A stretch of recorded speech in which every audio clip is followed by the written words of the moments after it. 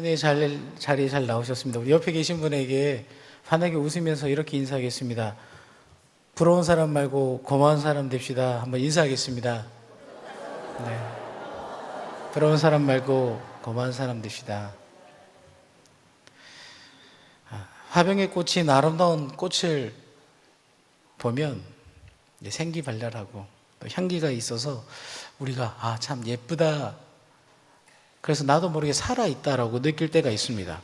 그런데 이제 사실은 뿌리가 잘려나갔기 때문에 겉보기에는 화려하지만 시간이 조금만 지나면 마르고 잎이 떨어지는 모습을 볼 때가 있습니다. 뿌리가 없는 그 나무는 사실 겉으로 볼 때는 살아있지만 이미 죽은 꽃이라 할 수 있습니다. 생명과 단절된 이 추하게 말라버릴 이 꽃을 화병 속 꽃 아니라 오늘 본문 속 한 교회 모습이 이와 같다라고 할 수 있습니다. 오늘 본문에 나오는 교회는 사대교회라는 곳입니다. 사대교회. 이 교회는 뿌리가 잘린 꽃과 같은 그런 교회였습니다. 에베소 교회, 에베소를 시작으로 마지막 라우디게 교회까지 총 7교회가 요한계시록 2장과 3장에 언급되어져 있습니다. 7교회 중에 칭찬만 받은 교회도 있고 칭찬과 책망을 받은 교회가 있는 반면 책망만 받은 2개의 교회가 있습니다. 그 중에 한 교회가 바로 이 사대 교회입니다. 사대 교회는 교회인데 하나님께, 주님께 칭찬을 받지 못하는 교회였습니다. 혼만 나는 교회, 인정받을 것이 없는 교회입니다. 1절 하반절에 보시면 주님은 사대교회를 향해 뭐라고 말씀하냐면 정확한 진단을 하시는 분께서 내가 살았다 하는 이름은 가졌으나 죽은 자로다 라고 말씀하십니다. 죽은 자로다. 우리식으로 이야기하면 교회가 아니라 공동묘지, 무덤이다 라고 말씀합니다. 무엇이 이렇게 화려한 꽃병 속에 있는 꽃처럼 뿌리가 잘린 채 영적 공동묘지로 주님께 평가를 받는 것인가? 오늘 말씀을 통해 저와 여러분들의 영적인 현주소를 돌아보기 원합니다. 먼저 첫 번째로 사대교회는 어떤 교회인가? 훌륭한 평판을 가진 교회였습니다. 평판이 좋은 교회. 1절 하반절에 보시면 예수님께서 사대교회를 향해 뒤에 죽었다 앞에 보시면 이 교회의 평판이 있습니다. 내가 살았다 하는 이름을 가졌으나 라는 것입니다. 사대교회는 그 이름만으로도 이 교회 참 좋은 교회구나 하는 그런 이름이 있는 교회였습니다. 대암교회 들으면 좋은 교회. 여기서 아멘 할 줄은 제가 몰랐습니다. 서울에 어떤 교회 그러면 이 교회는 참 좋은 교회이지. 평판이 좋은 교회들이 있습니다. 사대교회는 주변으로부터 저 교회는 참 생명력이 넘친다. 평판이 좋으려면 교회가 살아있고 생명력이 있고 가고 싶은 교회. 그런 교회가 바로 좋은 교회일 텐데 사대교회가 그런 교회였습니다. 실제로 사대교회가 위치했던 이 사대라는 도시는 2가지의 특징이 있는데 첫 번째 특징이 뭐냐면 도시의 상업이 굉장히 발달했다라는 것입니다. 그리고 사금석이 굉장히 풍부한 도시였습니다. 상업이 발달하고 금이 많고 그러니 당연히 부유한 도시였습니다. 울산에 와서 부자에 대해서 얘기하지 말라는 얘기를 들었는데 실제로 울산은 대단히 부유한 도시구나 라는 것을 많이 느낍니다. 사대교회 또한 있었던 이 사대 지역은 굉장히 부유한 도시였습니다. 그 이야기는 성도들도 부유했고 그 성도들이 모인 공동체인 교회도 부유했음을 의미합니다.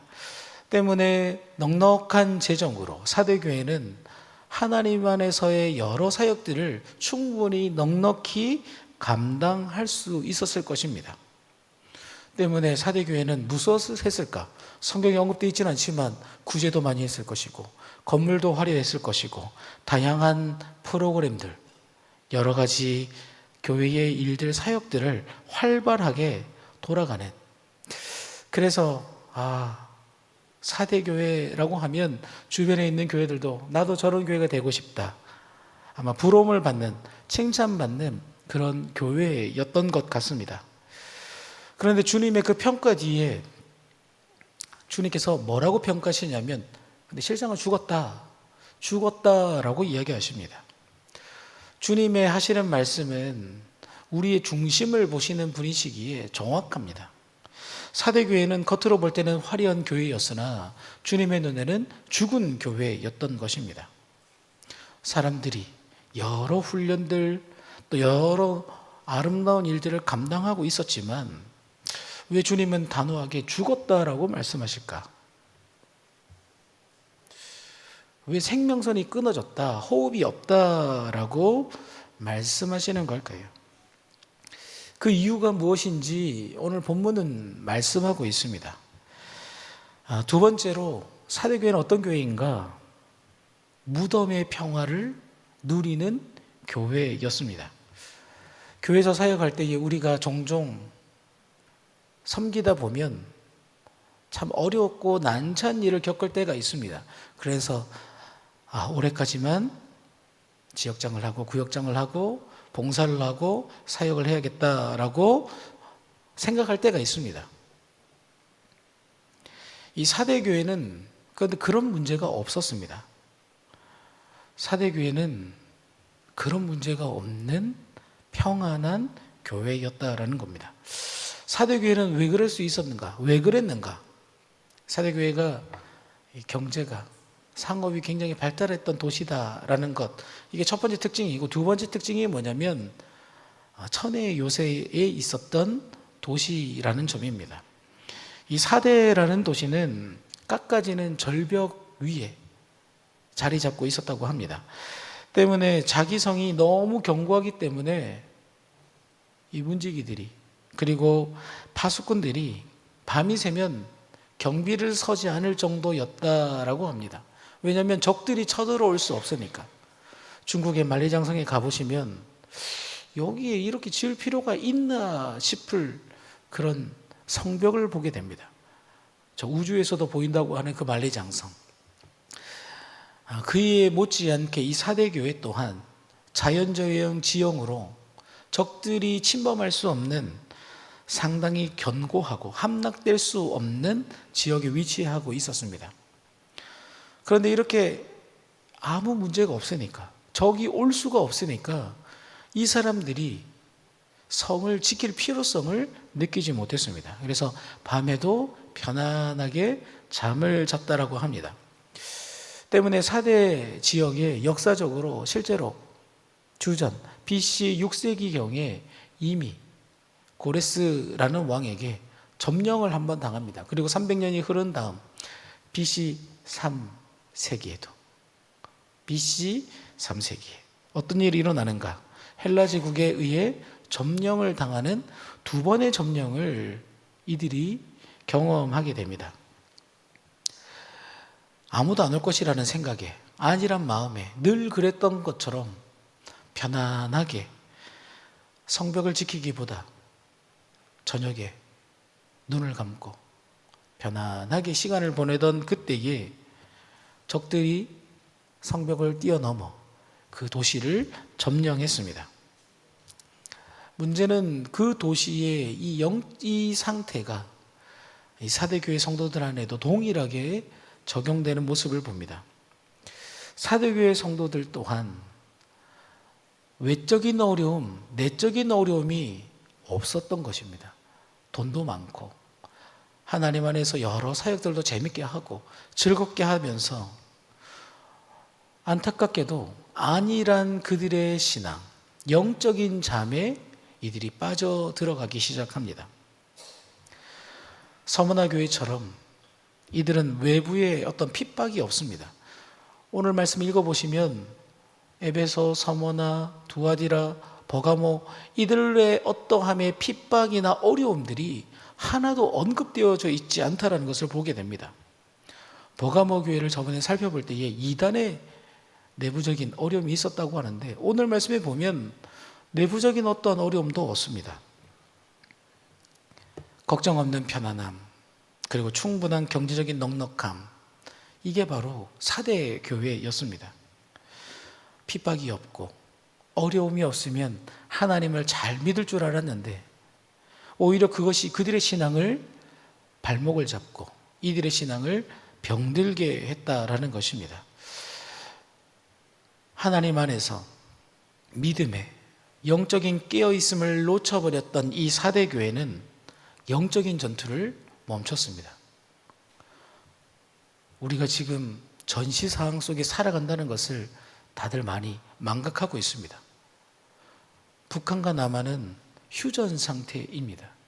이것을 망각하면 언제든 여러 어려움들이 일어날 수 있습니다. 마찬가지로 영적인 암이람에 빠졌던 4대 교회 또한 영적인 전투, 영적인 훈련, 진정한 하나님 안에서의 영적인 훈련들을 이들은 놓쳐버렸습니다.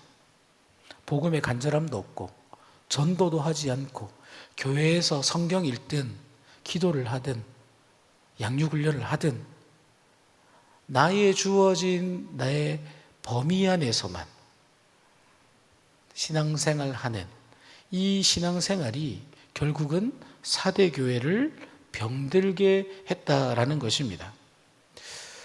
그리스도가 없는, 주님이 없는 평안함은 저와 여러분들을 위한 축복이 아닙니다. 제가 신대원에서 들었던 수업 중에 아직도 기억이 나는 것이 있는데 솔로몬의 번역은 축복이 아니다라는 것입니다.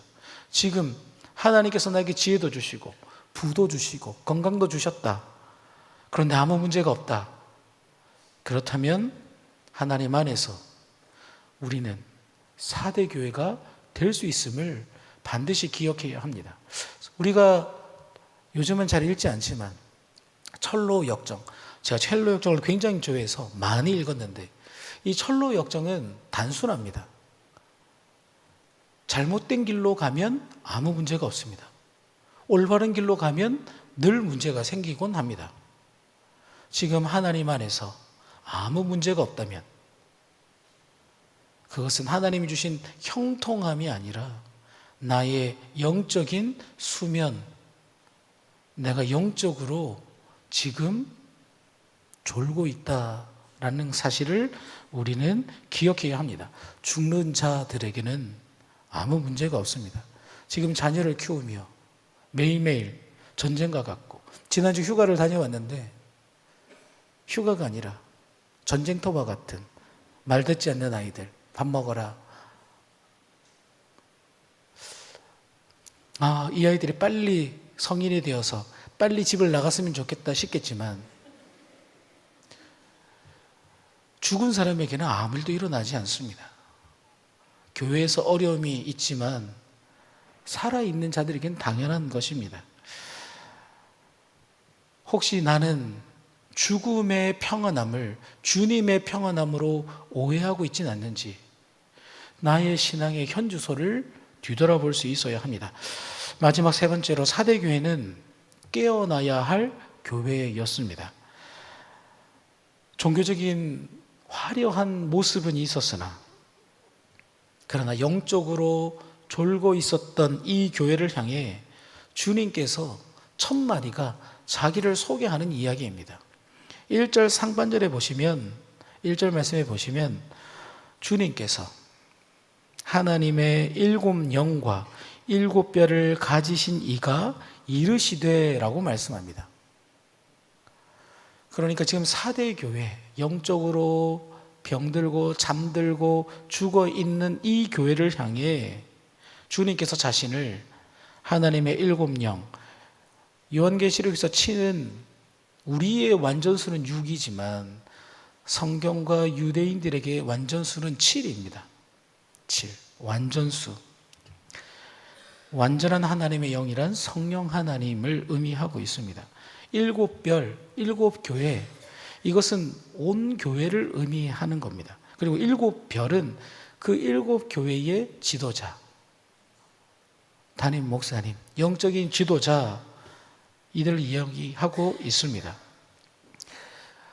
성령의 하나님, 그리고 이 모든 교회를 다스리시는 주님께서 이 4대 교회를 향해 이 4대 교회가 살아나기 위해, 회복하기 위해 지금 당장 필요한 게 있다라고 말씀하시는데, 그것이 무엇인지를 보면 죽어있는 4대 교회를 깨우치기 위해 필요한 것은 너희들의 어떠함이다, 어떤 프로그램이다, 화려한 어떤 시스템이다 라고 말하지 않습니다.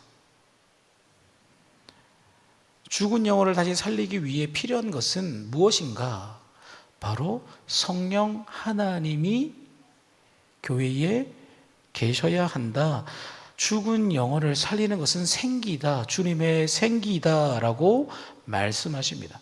지금 우리 교회에 수많은 것들이 필요하고 나의 신앙에 수많은 것들이 필요하겠지만, 잠자고 있는 나의 영혼을 깨우는 것은 성령의 충만함, 성령 하나님밖에 없습니다. 그러면 성령의 충만함을 받으려면 어떻게 해야 되는가? 세상의 것을 채우지 않고 주님으로 나를 채우는 시간, 경건의 훈련, 경건의 자리로 나아가야 합니다. 교회의 운명은, 우리의 신앙은, 우리의 이름은, 우리의 어떠함, 보여지는 평판이 아닙니다. 나를 무엇으로 채웠는가? 성령 하나님이 내 안에 계시는가?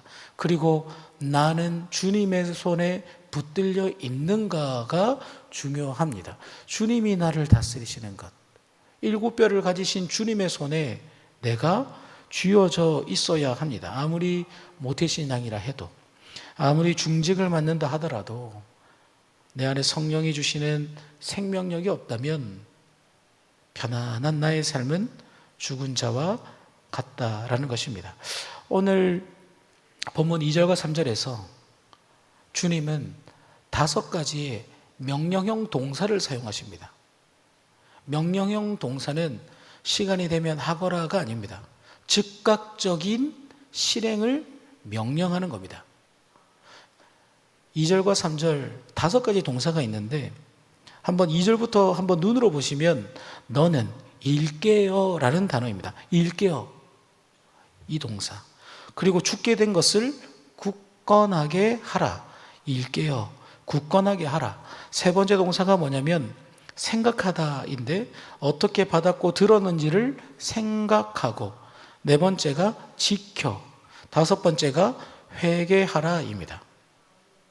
지금 우리의 신앙에 있어서 영적인 졸음을 깨고 내가 하나님 앞에서 온전한 살아있는 교회가 되기를 원하신다면, 졸 시간이 아니라 영적으로 깨어있는 하나님 부르시는 자리, 그곳에서 내가 어떤 존재인지를 깨닫고, 그리고 듣고 생각하고 지키고 회개하는 양육반을 해야 된다 안 해야 된다가 아니라, 이것은 하나님 앞에 경건의 시간들, 그리고 그 자리로 힘써 나아갈 수 있어야 합니다. 억지로 끼워 맞추는 것이 아니라, 그러지 않으면 훈련하지 않는 군사는 전쟁이 나면 다 죽습니다. 영적인 군사임을 망각하지 마시고 그 자리로 나아갈 수 있어야 합니다. 특히 2절에 일깨어라고 번역된 이 단어는, 원어는 깨어 있으라입니다. 깨어 있으라. 성경에서 깨어 있으라는 계속해서 반복해서 하시는 말씀입니다. 우리는 예배드리는 이 순간에도, 내 삶의 자리에 있어서도 지금이 너무 행복할 때가 많습니다. 깨어야 한다는 것을 너무 많이 놓친다라는 거죠. 지금 이 말씀은 사실 4대 교회에게 굉장히 뼈아픈 이야기입니다. 앞서 2번이나 다른 나라에 점령되었던 이 4대 사람들에게 너희 조상들이 졸다가 점령당한 것을 잊지 마라, 깨어 있으라 라는 말씀입니다. 이것은 오늘 저희에게도 행합니다. 주님이 언제 오실지 깨어 기다려야 한다라는 것을 알지만 그렇게 살아가지 못하고 있는 우리에게 영적으로 졸지 말고 깨어 있으라, 도둑같이 임하실 주님을 준비하라라는 것입니다. 말씀을 정리하겠습니다. 죽어가는, 어떻게 보면 죽어 있는 이 사대 교회에 희망이 있습니다. 오늘 보면 4절에 보시면 주님이 하시는 말씀이 그 옷을 더럽히지 아니한 자 몇 명이 내게 있다라고 말씀하십니다. 사대 교회에 희망이 있는데 그것이 바로 옷을 더럽히지 않은 자들입니다. 흰 옷, 더럽히지 않는 옷, 이것을 우리는 칭의라고 하지만 오늘 본문은 이 칭의와는 조금 다른 개념입니다. 칭의는 주님이 우리를 의롭다 하시는 겁니다. 그런데 많은 사람들이, 아니 제가 의롭다 하셨기에 여기에 끝날 때가 있습니다. 의롭다함을 받았기에 부르심에 합당한 삶을 살아가야 한다는 것을 들었다면 살아내야 한다는 거죠. 오늘 말씀해 보시면 어떤 칭의, 예수님의 보혈, 의로움이 아닙니다. 이것은 요한계시록 16장, 그리고 이미 신약에서 공통적으로 연결되어져 있는, 깨어있는 지혜로운 다섯 처녀부터 그리고 주인의 잔치에 참여받는 사람들에 대해 의복에 대한 부분입니다. 이거는 그러니까 세상과 물들지 않고가 아니라 깨어있는 것이 바로 의복을 준비하는 것. 저와 여러분들이 주님의 부르심에 합당한 삶을 살아가는 흰옷 입은 자가 되기를 원한다면 내 의로움으로, 내 경건으로, 나의 어떠함으로 내 옷을 희게 할 것이 아니라 깨어서 성령께서 나를 깨끗게 하시고 새롭게 하시는 그 은혜의 자리로 나아가야 한다라는 것입니다. 내 노력, 내 선행, 나의 어떠함, 그것은 주님이 말하는 답이 아닙니다. 오늘 2절과 3절, 너는 일깨어 죽게 된 것을 굳건하게 알아. 어떻게 받았고 들었는지를 생각하고 지켜 행하여야 할 줄 믿습니다. 사대교회를 향해 깨어있으라 라고 말씀하신 이 말씀, 주님의 이 말씀을 오늘 우리 이 밤 우리의 마음속에 새기시고 생애상의 안일함, 그 안일함 속에 그것이 평안함이라고 오해하지 마시고 영적인 잠에서 깨어나시기를 주님의 이름으로 축복합니다. 무덤의 평화를 깨고 일어나 도둑같이 임하실 주님을 기다리며 영적으로 깨어있는 참된 살아있는 우리 모두가 되기를 주님의 이름으로 축복합니다. 아멘.